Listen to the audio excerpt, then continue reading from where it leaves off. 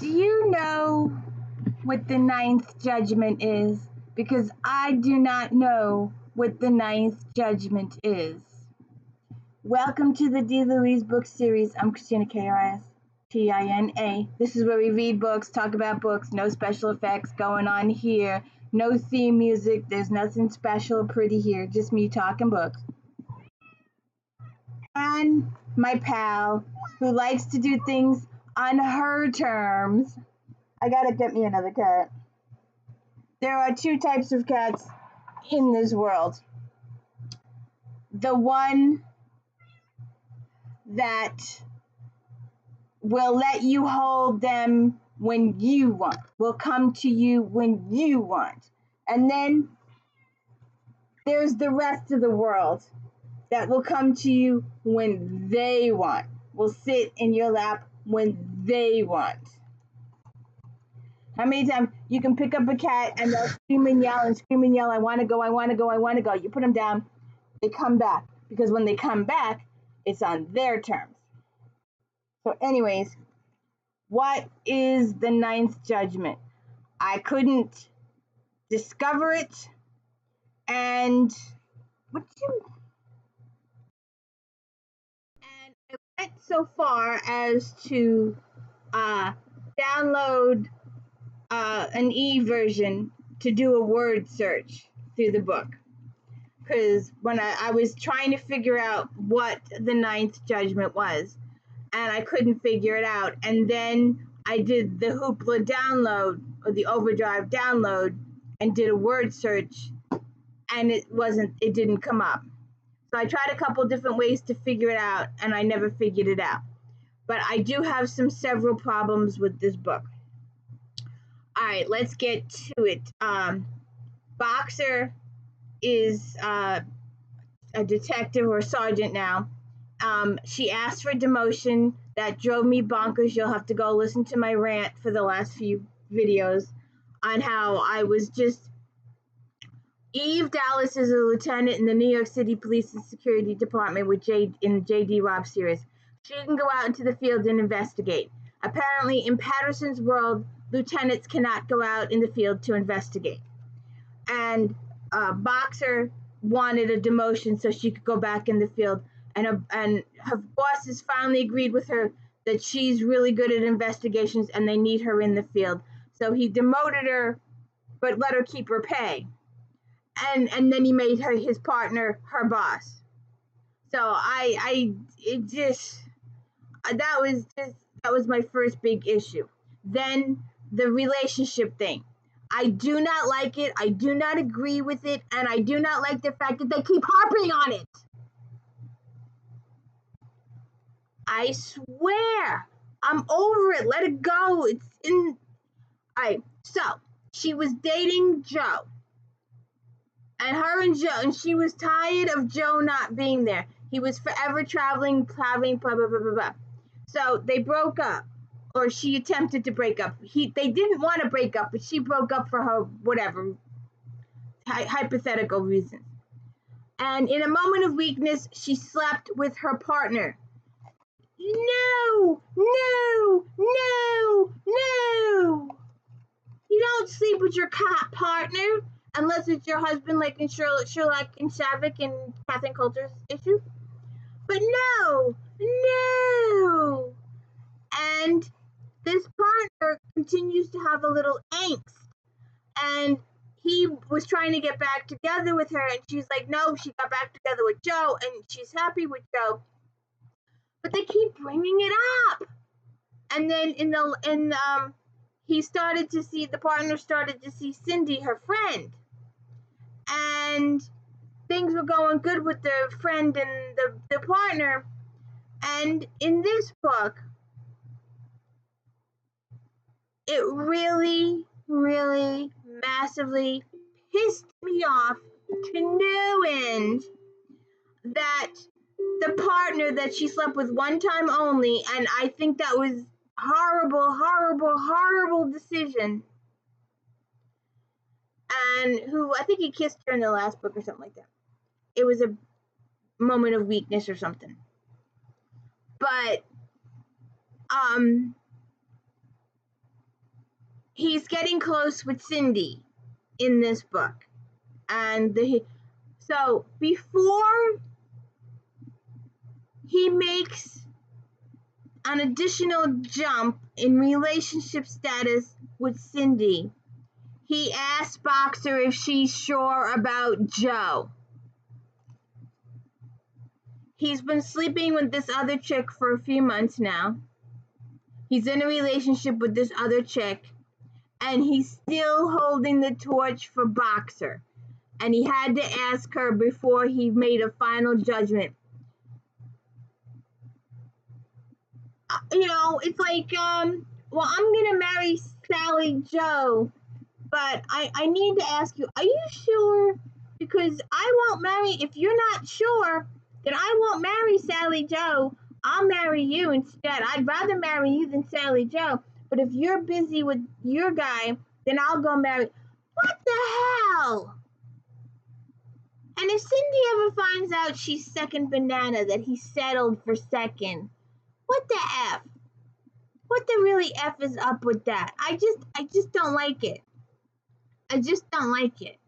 I don't like to keep harping on it. It's driving me bonkers. I'm like, shut up already. I didn't like it when it happened, and I went off on it when it happened, and just shut up already. So anyways, there's several things going on in this book. Yuki has a trial, and it's a small part of the book. It's really not much. But there's also someone is killing mothers and infants. How horrible, horrible, horrible that is.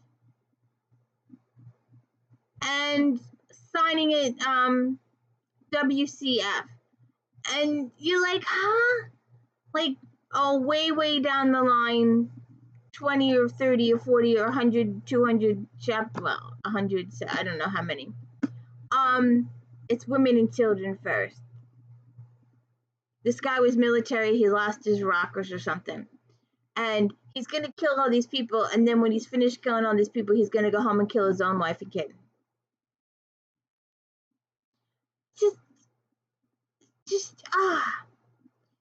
And we have another sub-story. Someone is robbing rich people and doing it very successfully. However, in one particular instance, this robber almost gets caught, but overhears an argument and leaves before there's the conclusion to the argument. And if she stayed about 2 minutes longer, she would have heard the husband kill the wife. So that's just so, and Boxer beats herself up in the end for a couple little mistakes that she made with that situation. Rookie mistakes. When they get there, the victim pretends to have a heart attack, and not the victim, the husband. And he had just gotten out of a shower, and he's all clean. He washed off the gun residue, and then and Boxer didn't see it, and she was kicking herself that she didn't see it, and they have to now gather up evidence to prove their hypothesis. And then we also have the jewel thief, who she has her own story, and it works out well for her, sort of. We also have a cliffhanger ending at the end with Boxer and her relationship status, her employment status. There's a whole bunch of stuff going on in this book to help with character progression. There's quite a few. Yuki gets a guy, so we have character progression. That's why I read most of these stories. I want to know the mystery, but I also want to know the character progression, the growth, how they're growing, how the relationships are forming. And I like all that. I don't want just relationship angst like in a contemporary romance. It just, give me a mystery. Give me something else. Give me a puzzle to solve. Give me clues. Give me mysteries while we are forming these relationships. Let's work out this mystery while we're doing this. Um, so that's just, I've got about 50 pages of notes here, but that's just the gist of it. Someone is killing women and their little babies, going, "Hey, ma'am, I'm lost. Can you?" And then he kills them, and it's just heartless and cruel and absolutely horrible and disgusting. Um, but like I said, so we've got the guy killing the women and the children, the jewel thief. Um, it may or may not be a potential abuser, and then of course the husband killing the wife, and a couple of sub relationship stories. Like I said, I'm still kind of ticked off, and we'll hopefully the characters will move on in book 10, and hopefully we won't have to revisit this stuff again because I'm over it. I'm just over it. It's enough to make you put a book down because it just irks me so much that Conklin asked Lindsay if she was sure before he made the leap with Cindy. That just ah. And so we get to catch up with our boxer, Claire, Yuki, and Cindy, Conklin, Jacoby, her co-workers, her friends, and Martha is the dog. We get to see a little bit of Martha. We get to see a little bit of Joe. We have a little bit of Joe angst in this book too. But if you could please hit the like and subscribe. And I've said this before, and I'm gonna show it in another video. But my computer is so old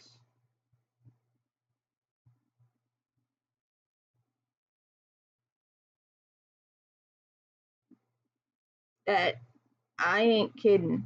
I don't know how you can see. It took 6 hours to upload yesterday's video. I'm serious.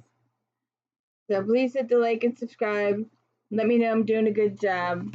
And don't forget Star Trek Fridays, Flashback Mondays, and don't forget my new series on Fridays after Star Trek. If you like the Bridgertons, you like the Mallorys, if you like Patricia Cornwell, you like these other books, these other Kathy Reichs, Tess Garrison, a couple of other series, and I may do another one. I'm thinking about doing another one. If you like Patricia Cornwell, maybe you like C.S. Harris, and a few other ones that use morticianers in the 1800s version.